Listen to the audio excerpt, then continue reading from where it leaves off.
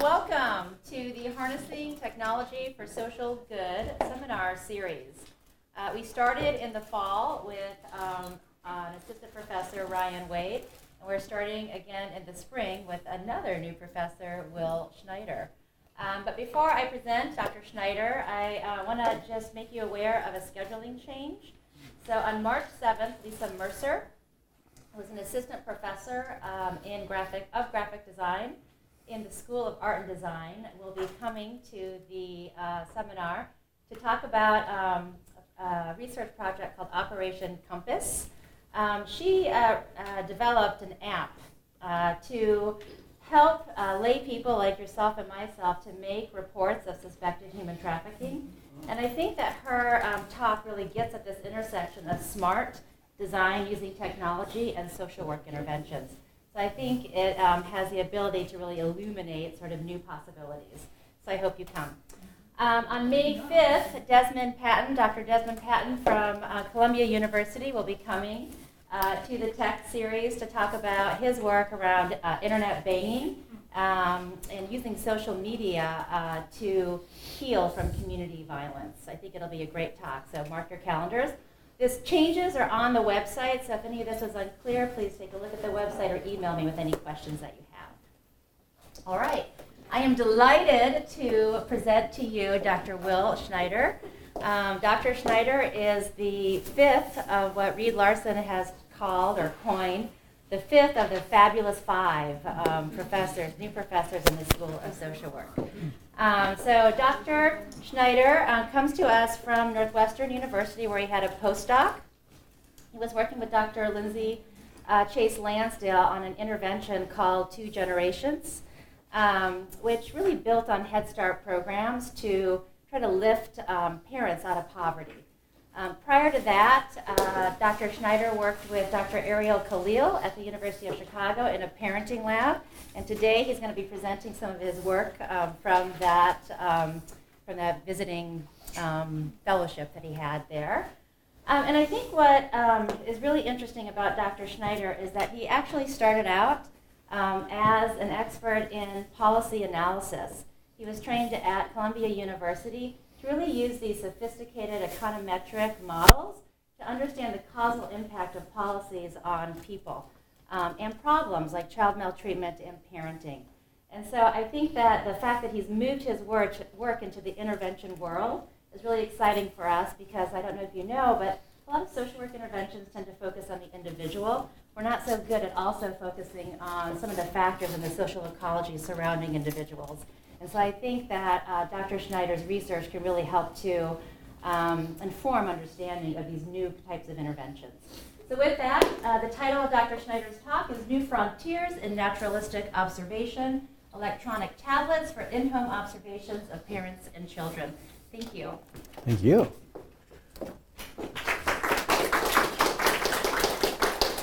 Thanks, Judy, so much for that very kind introduction. So I'm going to present some work today that kind of stems from my time at the University of Chicago at the Harris School for Public Policy. And this work is joint with Jill Gandhi, who's now a doctoral student at NYU, and Susan Mayer and Ariel Khalil at U of C.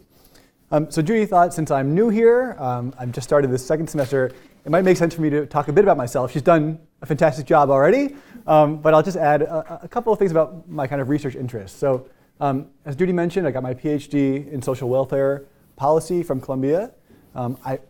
I'll try hard to be as compelling as Desmond. It's difficult to do that, but it's going to be a great talk. And I worked there with Jane Wolfogel and Janie Briscon, looking at the effects of the Great Recession on child maltreatment and parenting. And then I spent a few years as a visiting student at the Harris School, working with Ariel on this work. And then a couple of years as a postdoc at Northwestern, as Judy mentioned. And I really have kind of two main kind of primary areas of research that I've been thinking about. So the first is thinking about how macroeconomic factors and inequality and family structure influence child maltreatment and kind of harsh parenting writ large. And the second is really thinking about how parenting and parents influence child development. And that's kind of the work I'm going to talk about today, focusing more on how we might harness new technologies to better measure some of the kind of key psychological constructs that we care about in terms of parenting and child well-being.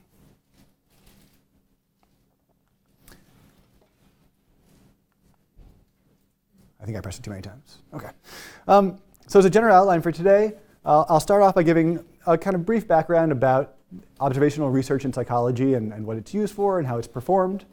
Talk a little bit about our research questions for this work, and then give you a kind of overview of the data we use, which I think is pretty innovative, our kind of technological innovations, and then talk a bit about our analytic strategy, trying to prove that this is a good method. And a little bit of our results, kind of still fairly preliminary, and then talk about kind of next steps for this project and what we think it means. So, my overall goal for today is to make the case that new technologies can be harnessed to more effectively and accurately observe home-based parent-child interactions.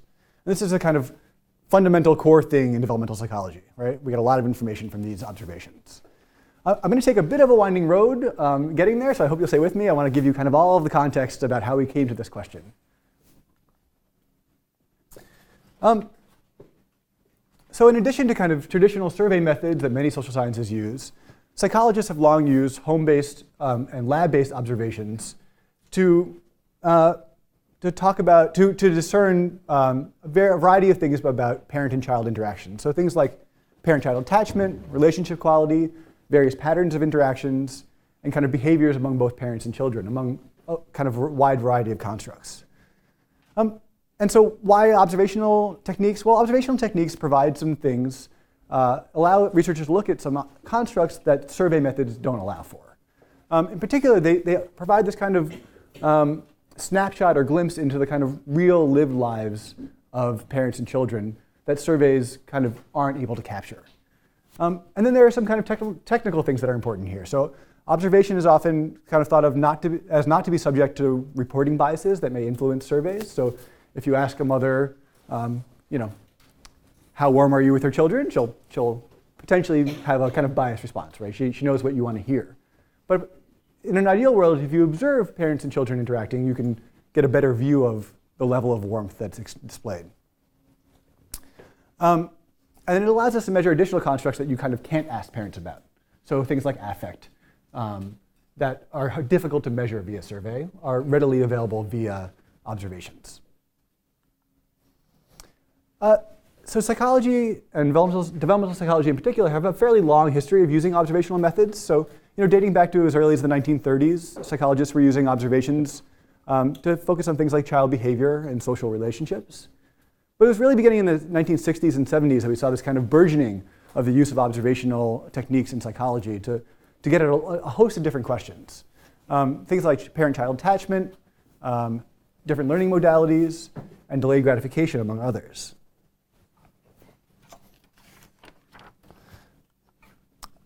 So there are a variety of ways that psychologists use observation to get at these questions. I think I'm going to focus on kind of the two main ones that are used. So the first is lab-based observational research. And really this is designed to provide insight into interactions and relationships and the psychology of their subjects.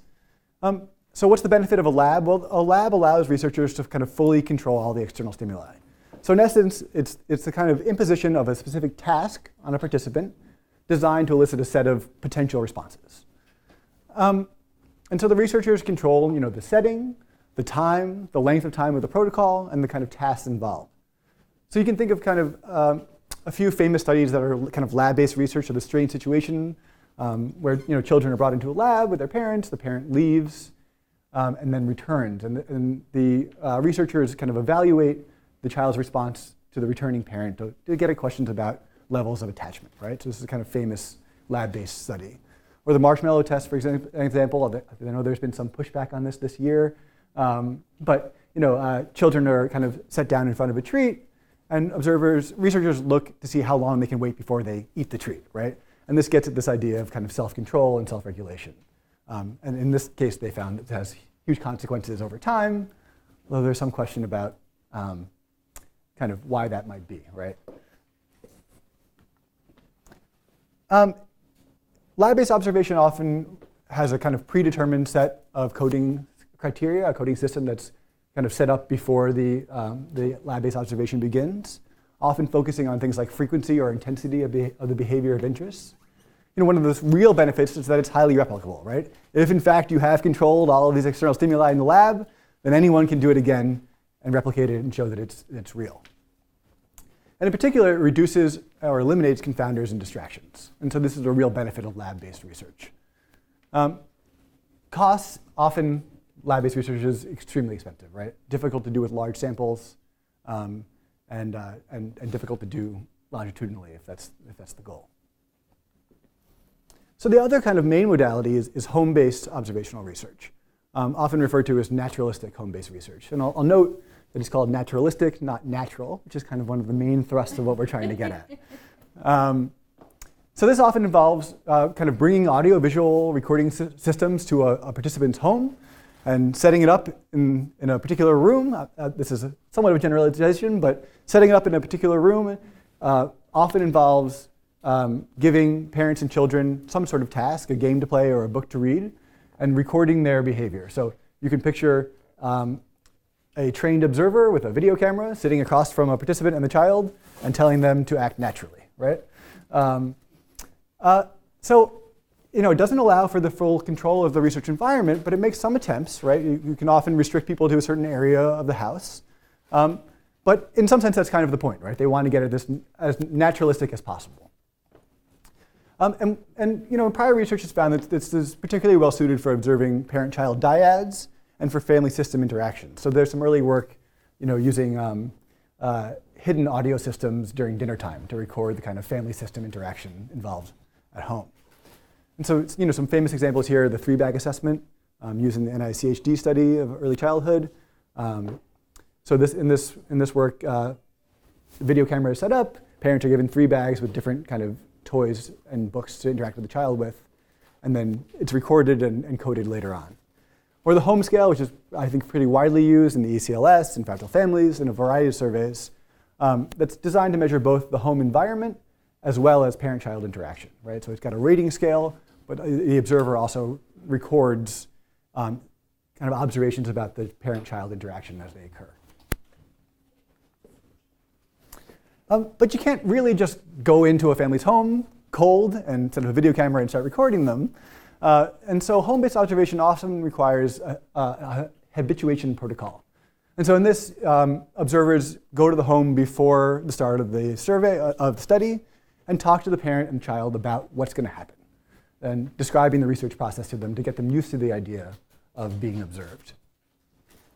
Again, home-based research also often uses predetermined coding systems, often focusing on things like attachment, harsh and warm parenting, social emotion development, sensitivity, and affect. So these kinds of softer things that are often very difficult to pick up in survey research. So it may reduce other biases that the lab does introduce, right? So this is the lab is often a cold, unfamiliar place to children and parents. The home is a warmer, more comfortable place. So it may eliminate some of those kinds of biases as well. And I think people often argue that the naturalistic observations in home may increase ecological validity, right? This is in fact their daily life, and so it's kind of inherently valid in some ways. But each of these measures, or each of these methods, have their own kind of inherent drawbacks. So these are debates that have been going on in this literature for quite a long time. So in 1971, Leighton notes that control of external stimuli, recording behavior, conceptualization of summary variables, range and type of behavior sampled, acceptability of observation to parents, reliability and validity of data. The experimenter's dilemma consists of deciding, given his chief aims, which kind of distortion he is willing to tolerate, right? So there's always going to be some form of bias introduced when you're doing observations. And in particular, I'm going to focus on 4 potential problems with traditional home-based naturalistic observation. The first is reactivity. Second, these questions of observer bias. This question of cost. These both methods are often very expensive to undertake. And last, the kind of difficulty of conducting longitudinal research using home-based observational methods. And I'll talk about kind of each one of these in turn. So reactivity, you may be more familiar with this as the idea of the Hawthorne effect. So this is a fairly early study that demonstrated that the process of being observed influences the subject's behaviors, right? We often think about this today as reactivity, and a lot goes into reactivity. So things like how conspicuous the observation is. Does having a video camera set up in your living room facing you affect how you parent? Well, it's possible that it does. The extent of the habituation process, so how comfortable are parents and children with the idea of being studied? And then kind of the different levels of demands of the setting and of the observation. So, are children and parents being asked to do something that's unfamiliar to them, or are they being asked to read a book together or play with blocks together, right? So these are all factors that influence the level of reactivity that parents might experience. I think interestingly enough, the research on reactivity itself is pretty limited. There's some mixed findings about the extent and kind of pervasiveness of reactivity in home-based research. I think part of the problem here is that it's super difficult to do an RCT that compares different modalities to look at reactivity. So you can go into a home with a video camera and observe, but the alternative, it's not clear what that would be, right? So some folks have tried using hidden audio systems to compare them to video cameras and found various levels of reactivity. But it's pretty difficult to find a kind of cogent way to test for reactivity in this world. And then there's some evidence that there may be differential reactivity, that some children or some parents, some racial ethnic groups may have varying levels of reactivity for unknown reasons in some sense, right? So home observations are used in a variety of settings, and psychology often as the kind of main thrust of the research, but often there are home observations that are kind of tacked on to longitudinal survey research. And so one of these is from the New Chance study, which was a kind of late 1990s, early 90s study of a welfare to work program that MDRC undertook. And as part of that study, they did home-based observations of parents and children. And so what I'm got up here on the slides for you is an evaluation of the home-based observation process that Child Trends did in the late 90s. And they find a couple of things that I think are really important in thinking about home-based observation and in kind of setting the stage for our work. So the first thing they find is that the pretest also revealed how the interviewer's personal styles could affect the ways in which the sessions were administered. For instance, some interviewers seemed to have particular difficulty maintaining a neutral, non-directive stance. Making sure the mother understood each task first arose as a concern during the pretesting and remained an issue during the data collection. Since interviewers were charged with the somewhat incompatible goals of clarifying the objectives of the task if the mother failed to understand it, without telling the mother how she should work with her child. So this is a kind of long-standing problem in this area of research. You have observers present who are meant to facilitate the task between parent and child, but also not be involved in the task between parent and child, right? So in theory, the habituation process takes care of this, but in practice, it often doesn't. And regardless of the level of training, it's quite difficult for observers to kind of not at least subtly instruct parents on how best to do the task with their child, right? And they find further that in about 42% of the sessions, the coders noted some deviation from the protocol. And many of these deviations cited by the coders clearly represent errors by the interviewers, in that they disregarded instructions or principles contained in the various study materials and addressed in interviewer training. And the most common of these was the book reading activity, which is the focus of my work as well. So one of the other kind of big problems here is cost. Home visiting, in this sense, to do observational research is incredibly costly. The need to both train observers, employ coders to code the videos, and to do repeated home visits can be quite expensive. So early on, one of the kind of pioneers in this work, Diana Baumrin, in '68, in her address to the APA, said, the longer the period of time the child knows the experimenter, and the more familiar he is with the toy involved, the more the experimental condition resembles that of the home. And another serious methodological problem inherent in naturalistic observation is unreliability of measurement, as a function of variations among observers and among samples of parent behavior. However, in practice, budgetary limitations prohibit the use of multiple observers on a reasonably large sample of families. And the number of visits that can be made to a given home is also limited, in practice by cost and the subject's tolerance of the invasion of his privacy. And so I think this really highlights a couple of the really key things that we're going to try to address in our work. The first is kind of variation in in parents and children's comfort with being observed, right? And this can have huge effects on the kind of level of naturalistic observation that you can do. How natural is this going to be, depending on how comfortable families feel with the process. And the second is kind of variation in the quality of observer. How often do they insert themselves into the parent-child relationship during the observation session, and how often are they able to be a pure observer? And then the third is this cost question, which I think is an important one to address. Okay, so kind of in sum for this kind of background history lesson that I've just given you, traditional naturalistic observation has a number of benefits, but there also are some potential drawbacks. It's unclear the extent to which reactivity affects participant behavior. There's a lot of potential bias from interviewers or observers. There are high costs associated with home visits. And these things all mean that it's difficult to conduct a longitudinal study. Okay, so now I'm going to talk a bit about the data from which our study comes from. And this is the PACT study, Parents and Children Together, which Susan and Ariel started at the University of Chicago.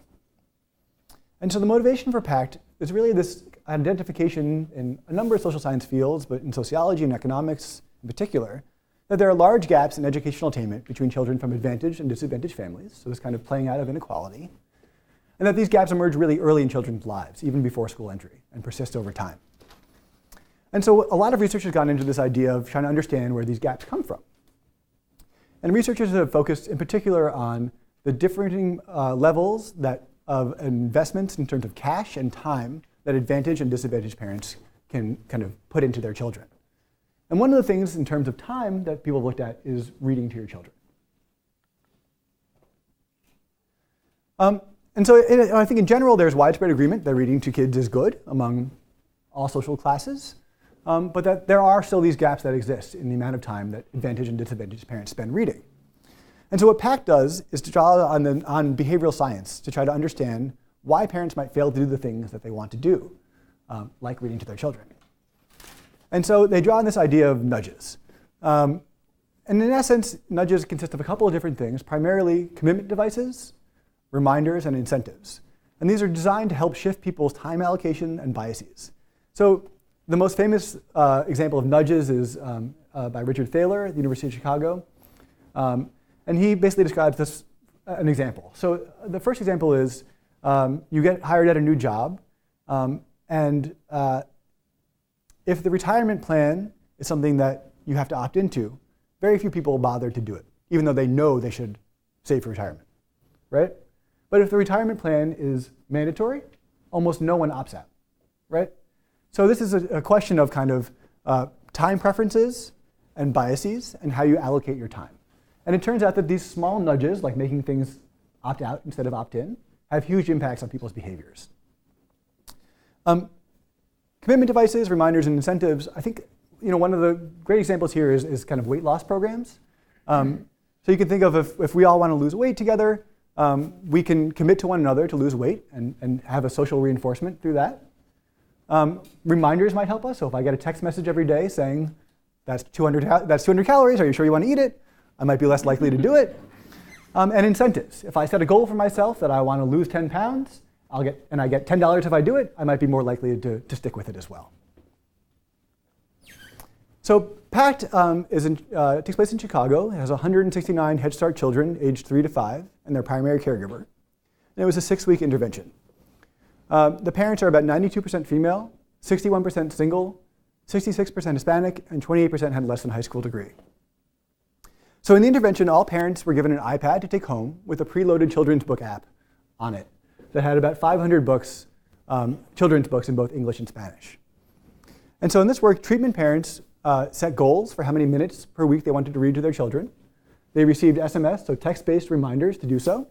And then they got kind of SMS-based social rewards when they did it, when they met their goals, right? So in this case, everyone in their group got a dancing bear that said, you did it. And the control group got the iPads as well with the book reading app.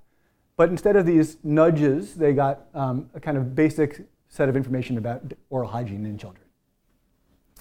And so one of the things that the iPad did was it recorded the minutes spent reading to children. And then they also entered a kind of series of surveys about themselves and about their kind of preferences for time and importance of children's learning.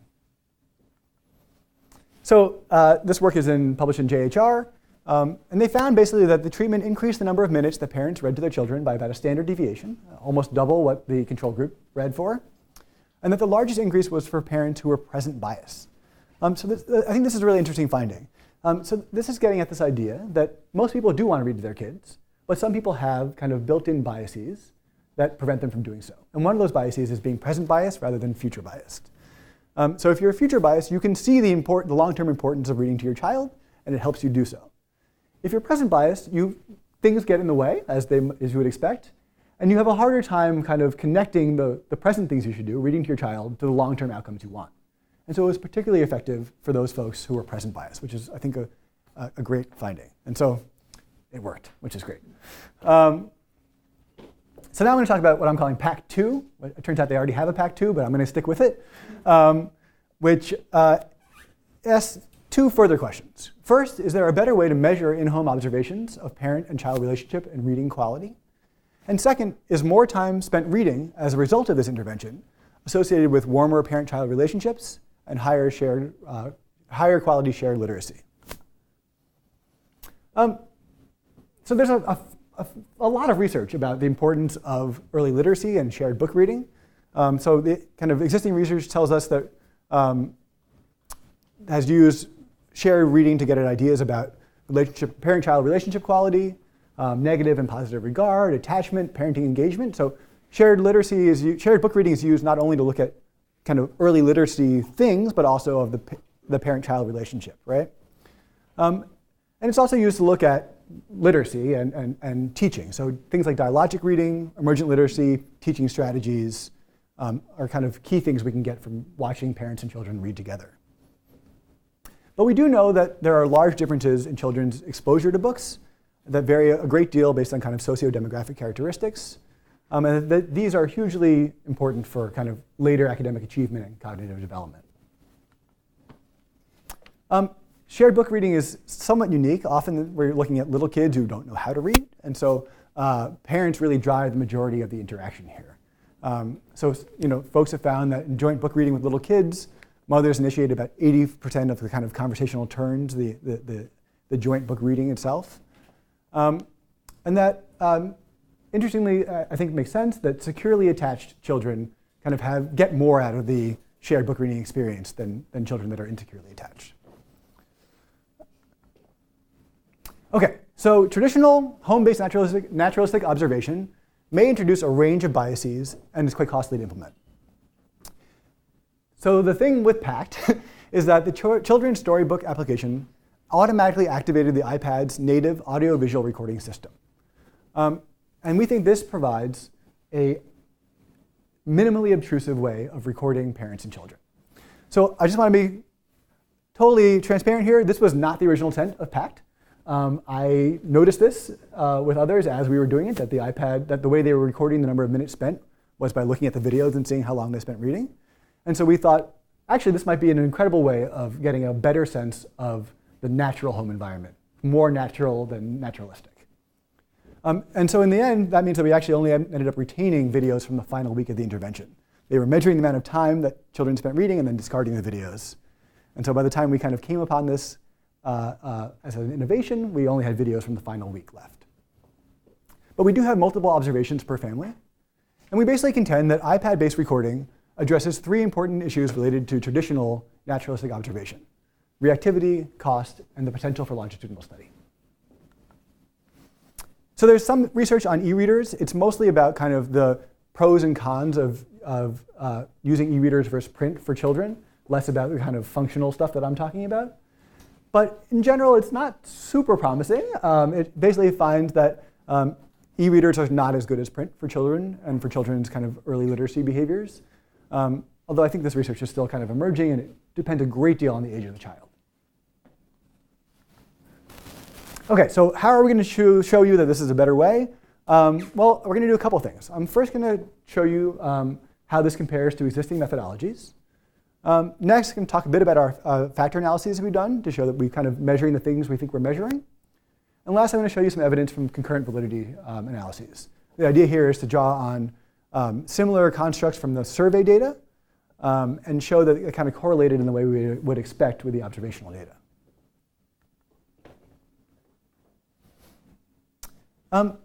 So traditional home-based naturalistic observation, it's a mouthful, often involves videotaping parent-child dyads in the home. The iPad-based recording allows dyads to engage in the most natural setting for them. So in traditional work, you often set them up in a particular room, in a particular place, with a particular toy, and sit in front of them and record them. In our case, they can bring the iPad wherever they want, right? We've dropped it off with them for 6 weeks, and they're using it whenever they feel like.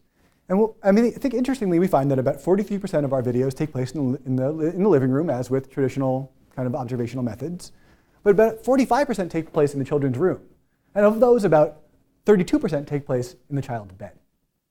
And then among the other category, about 25% take place in the kitchen, and 15% are on the train. So on your commute to Head Start, on your commute to work, parents and children are reading together. And so I think this is pretty striking, actually. And it kind of shows that the naturalistic work may not be that natural, right? Actually, in fact, naturally, parents read to their kids in the kid's bedroom before bed. That's when reading happens, right? And so we think by using the iPad, we can get a really minimally obtrusive way of getting at where parents actually do these activities. One of the things people often worry about with home-based observation is the kind of level of external noise that's going on, whether that is kind of pulling attention of the parents away from what the kind of task at hand. So we do find that in about 22% of our videos, the TV is on in the background. And about 6% there are kind of background conversations going on. So you can, like, mom is shouting at another kid in another room, and she's also reading. Or there's other kids running around in the background. And about 19% there are other children present in the video, besides our focal child. And only in about 61% of our videos do the coders think that the kind of reading environment was calm and quiet. So I've kind of compared this to the Fragile Families and Child Wellbeing study for you. This is a longitudinal birth cohort study of mostly low-income families. And they used the home scale in Fragile Families. And so in Fragile Families, they find that about 16% of families had the TV on during the observational period. So is this good or bad? Well, I mean, I think it's up for interpretation. I see it as good. I think that this is another piece of evidence that what we're getting at is really what home life is really like for these families. Does it potentially take away from the kind of construct of interest, the reading session? Well, it's possible, but that may also just be real life, right? And if that's what we want to get at, then this is, I think, more reliable. So in addition to measuring these kinds of home-based kind of chaos measures, we also developed a coding manual. And we drew on existing similar manuals. So things like the manual from the 3-bag assessment and the class, a variety of kind of existing tools. So we didn't remake the wheel here, but we look at kind of 2 overarching domains and a number of constructs within them. So for parent-child relationship quality, we looked at things like matched affect, positive regard, and then some kind of more negative things, irritability, harsh voice and anger, yelling and threats, parental intrusiveness, detachment, and then from the child's point of view, whether there's any evidence of negativity. And then for the reading quality domain, we look at a couple of other constructs, so things like awareness and responsivity, re-engagement, so if the child loses interest, are the parents able to re-engage them in the book, scaffolding and feedback loops, and then shared reading, both from the parent and child perspective, the use of decontextualized language, recalling and summarizing, from the child's point of view, the level of attention the child is paying, and then text external references. So see Spot run. Spot's a dog. Do you have a dog? What's your dog's name? Connecting real life back to the books, right? I'm happy to talk about any of these particular constructs more at the end if folks have questions about them. And these were all coded by our coders on a 7-point Likert scale. So just from this final week, we have 1,400 videos. We had 3 coders who were trained. 364 of our videos were double-coded, 82 triple-coded. We have a final sample of about 930 videos with 98 participants. So about 10 videos per family. These are children's books. They're pretty short to read, so families accumulate a lot of videos pretty rapidly. So before the coders start, they kind of go through our training process, code on the training videos, and they all reach 80% reliability before they get coding independently. And our intercoder reliability range from an average of about 0.64 to 0.69 for all the items. So just about a kind of acceptable range. And we average the scores for the videos that were double coded. OK, so I'm going to talk briefly about our factor analyses and then get to the concurrent validity. So one of the things we wanted to know was we think we want to measure these things. And we were going to perform some factor analysis to see if we were in fact measuring the things we thought we were measuring, or if there was some kind of underlying structure to the data that we were not quite picking up. And so first, looking at parental affect, we find that it really loads on two factors. Positive interaction and positive regard with a quite high alpha, so these things hang together really well. And matched affect and positive affect, again with a very high alpha. So it turns out that the affect things and the positive things were kind of measuring similar constructs, right? For hostility, we load on three factors: intrusiveness and detachment, harsh voice and yelling, harsh voice and yelling and threats, those two together. And then irritability is kind of its own factor. I'm going to note that these are pretty rare in our data. We don't see a lot of kind of harsh or hostile parenting in our videos. And I'll talk about that in a second, because I think it's cool. And then for literacy engagement, we find about 4 factors. So the first one is kind of a catch-all. It's basically everything but the prompting thought process variable. And then we have things like scaffolding and prompting thought processes together. Awareness and re-engagement, which makes a certain amount of sense. You're aware that the child is disengaged, and you are able to re-engage them. And then re-engagement, scaffolding, and feedback loops. And so we think these all kind of make theoretical sense to hang together in a kind of latent structure. And the last is kind of the nitty-gritty of the kind of literacy stuff. And this really loads onto one factor, which is shared reading, decontextualized language, and recalling and summarizing. So recalling and summarizing, you can picture these are little children, parents helping them to remember what happened earlier in the book and connect it to what's happening now, cause and effect of the storyline.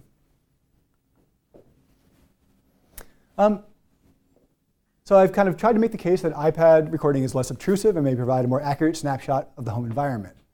So what I'm going to do next is compare two constructs, parental warmth and parental hostility, back to the Fragile Families data to kind of make the case that what we're getting is a better measure than what other folks have gotten using traditional measures. And so in Fragile Families, I've restricted to just 3-year-olds who are also in Head Start. So we're trying to get a kind of similar group of parents that we have in our study. These are not identical measures, right? The home scale is different from ours, but they get at the same idea. And I think it's a good kind of way to get at this question of whether there is reactivity that folks have had a very hard time of trying to figure out in the past. So I think this is pretty striking. What you find here on this panel here is the Fragile Families data using the home scale. And on the other panel is our data using our iPad data. And what you find is that the warmth for Fragile Families is heavily skewed towards high warmth. And in PACT, we have a really nice kind of normal-looking distribution. You can see our nice little bell curve. And so what does this mean? Well, I think it's a pretty compelling case, although I'm happy to have the argument, that Fragile Families using the home scale is demonstrating a pretty high level of reactivity. There is some performative warmth going on here among mothers because they're being observed. And in PACT, they've managed to forget that they're being observed. The only signal that they're being observed is that the little green light on the top of their iPad is on. And so what they're displaying really is the range of warmth that we would expect to see in the population. For hostility, we have a somewhat different case. Here we have kind of more hostility in Fragile Families than you find in the PACT videos. So this is somewhat harder to explain. My best guess, and I'm happy to hear what other people think, is that this is also actually more evidence of reactivity. The parents are stressed out about being observed. And so they're a little harsher with their children, right? No, you're going to sit here and we're going to do this book because there's an observer watching me, right? Whereas, in our work, if the child doesn't want to read the book, well, they just stop, right? In my house, when my 3-year-old wants to stop reading, I don't fight him and make him read. I let him wander away and we try again another time. And so there's just much less hostility in the kind of natural environment as opposed to when you're being observed in your home. The last thing we can do is look at actually what is an exact same measure in both Fragile Families in the home scale and in our data, and that's whether the parent and child are cuddling during any of these activities. And in Fragile Families, they find that about 59% of their observations are the parent and child are kind of cuddling one another while they read a book or play with a toy. And in ours, it's only about 28%. And so I think, again, this is kind of further evidence that there's a performative aspect to traditional naturalistic home observation that we don't find in PACT. In PACT, we often find that 3-year-olds behave like the 3-year-olds I know. They're reading a book sitting next to you, and then they wander away, and then they come back. And then they see a toy on the ground, and they pick it up, and they come back and sit next to you. In fractal families, in the home scale, we see much more cuddling because parents and children are really intent on sitting and doing the task because they're being observed. And I think this is pretty compelling evidence here that reactivity does in fact take place in naturalistic home environments. So the last thing I'm going to show you is some concurrent validity kind of experiments that we're doing. So the idea here is to show that the things we think we're measuring in the home video recordings are similar to what we would get in the survey data. So what the mom is saying relates well to what we're seeing her do, right? So we're using this question from the survey that asks whether parents agree that reading is kind of difficult, right? And we're going to look at a couple of our different factors and see how well they predict this. And so we would expect, because these are all kind of positive-oriented factors, to see negative correlations. And what we do find, for the most part, is that this kind of catch-all one about kind of all but prompting thought processes is negatively associated with the idea that reading is difficult, similar for awareness and re-engagement, and for dyadic reading. And the other two are kind of outliers, but non-significant. And again, for the idea that reading is difficult, we find that positive interaction and regard is not significantly associated with it, but that matched affect and positive affect are negatively associated with the idea that reading is difficult. So these moms who are kind of good at reading, right, as these factors increase, you're good at reading, you're positive with your child, those have negative associations with the idea that the response that reading is difficult. And so we think this provides some further evidence that we really are measuring what we think we're measuring. So in sum, we find traditional measures of in-home observation may introduce kind of a range of biases that I've kind of discussed as much as possible here. And that minimally obtrusive iPad-based recording may in fact help reduce some of these biases and provide a more accurate view of parent-child interactions. So I've shown you some factor analyses, some comparisons to existing work, and some concurrent validity that I think provide some at least preliminary evidence that in fact this iPad-based recording of the home environment is a better way forward. So I mentioned a couple other things, cost and longitudinal study. We think cost is a significant challenge for kind of traditional work. So we think this may reduce costs. It's expensive to buy iPads, but once you have them, they can be used over and over again. You don't have to train people to go into homes. So there's significant cost reductions in that sense. And we think it may kind of make longitudinal study much easier. So you can, as in PACT, you can leave an iPad with a family for as long as you want. And you can, in fact, if they have internet access or if you can provide it, the iPad can remotely transmit the videos back to you for coding. And so this opens up a whole new world, I think, of longitudinal study of in-home observation. So in work to come, we're going to investigate whether increased time spent reading as a result of the intervention kind of increases parental and child warmth and reading quality. And we hope to get some funding and develop a kind of app with a full suite of parent-child interactive tools. So you can think about kind of transferring traditional games like shared block playing onto an app, doing some coding of conversational turns and affect that can be done more automatically and more easily and kind of further replicate how traditional naturalistic home observation is done on an iPad. So thank you.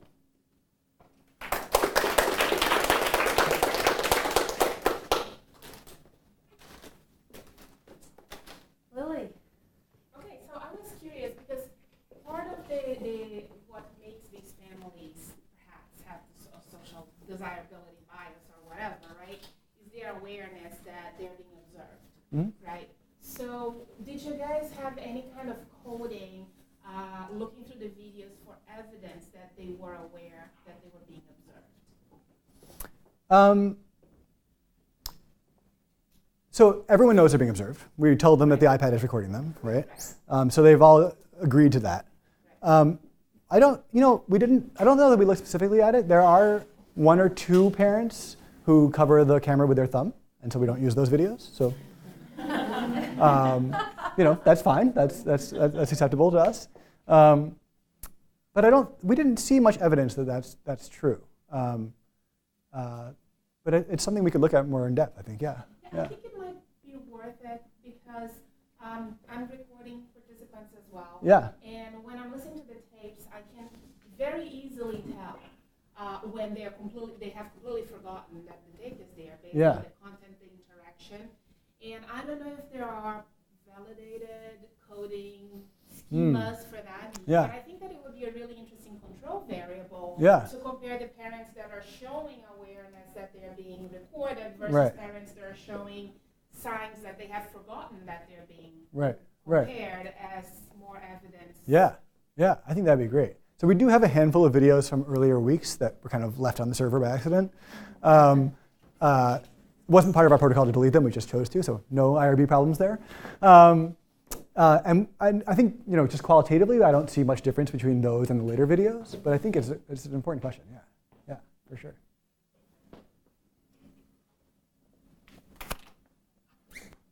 So it's actually recorded by the iPad, on the camera on the iPad? Yeah, the app turns on the iPad's audiovisual recording system when it's opened.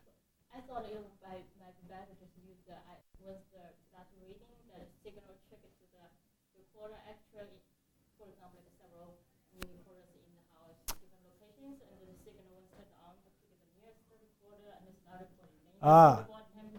Body temperature. I see. No, yeah. So what happens is they have the iPad, they open the storybook reading app, and the reading app automatically turns on the iPad's recording system. If that system will trigger the signal to the recorder, other kind of camera recorder? No, it uses the iPad's camera. Yeah, so you get some funny videos if people nose it sometimes, but mostly it's pretty good. Yeah. So you're aware of Academy Pediatrics recommends no screen time for 2 and under, and very limited. So there's a little bit of a potential conflict there. Mm-hmm. Have you thought about using the technique in some way, but with actual books? And the part of me that loves books is like, no, I know. don't train parents to use a computer. Yes, yeah. Read to their children. But anyway. Yeah. So that would be cool.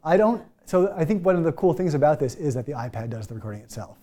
And so the iPad does the recording itself. And so if they were using print books, we'd have to have the camera, which would be a stumbling block. And then the other part, I love print books also, but virtually all of these families already had smartphones and laptops and computers that the children all use. You can see the children flipping through the books themselves using their fingers. They know exactly how to use them. So I don't think we're the ones pushing them into technology. Yeah. I remember when my child is younger, and you read them in their bedrooms and different places. Mm-hmm. But do you think one of the things and you're worried about is reactivity, right?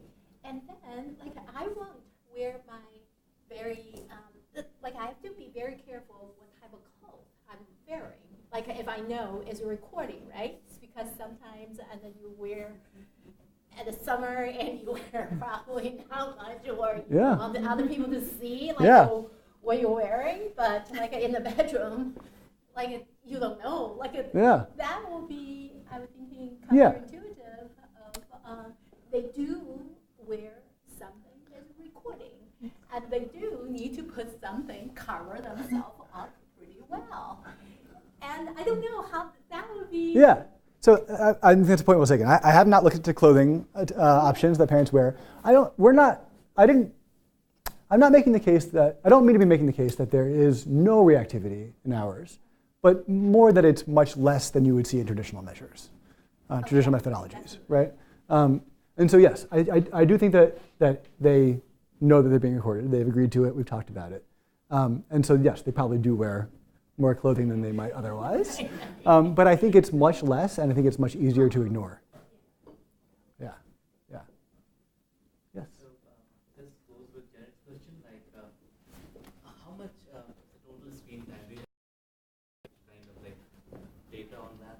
How much screen time that on an average That the children are outside of the app? How much are they using screens? No, within the app and then after that, using the iPad. I don't know that they asked that. Yeah, it's a good question. Yes? Have people thought about using the technology for other purposes where it might end up being either better or more problematic? Because I'm thinking, for example, parents whose children are in foster care, but there's visitation in order to assess the child's return, ability for the child to return home. There's a lot of unreliability in existing things, whether it's that kind of and assessing readiness or home studies for adoption that needs to be studied over the years. Is there both potential and risk for using something like this? Yeah, I think there is potential. I'll get the patent, and then we'll all. I think there is risk. I think there's risk, but I think there's risk in most new technologies in this sense, right? We now know that Facebook knows every little thing about us, right? And so these are inherent risks in using technology. I think as academics, dare I say ethical, about how we employ these tools as compared to kind of for-profit markets. But I think you're right that this kind of work does some tremendous promise for other areas of where we do home observation. I'm really curious how you define cuddling. You're sitting with my child on my lap, like cuddling. Yeah. But so how? We define cuddling as kind of any physical contact. Not like if you're sitting next to each other and your thighs are touching, that's not cuddling. But if they have their arms around each other or the child is leaned in, perhaps that's cuddling. If they're laying in bed together, that's pretty much cuddling. Yeah. I have an actual definition in the coding manual. I didn't just, but yes. It's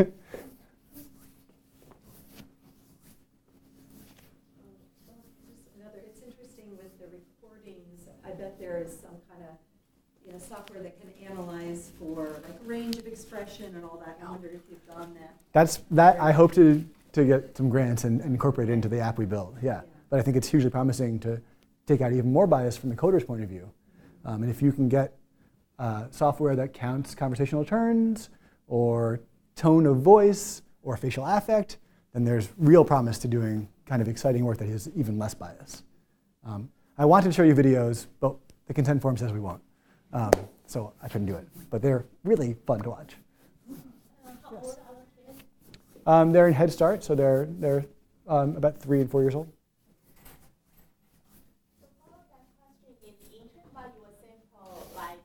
Is that the all low-income family, or how that is in your result? Have you seen the difference between this mother or the parent and the children interaction, and how that impacts, especially with the technology? Yeah, you guys are asking all the things I want to do in the future. Yes, they're all in Head Start, so they are all low-income families. I think it would be really interesting to compare this to higher-income families and find out more about high and low-income families' children's exposure to kind of technology to start with, and how much that influences things. Yeah.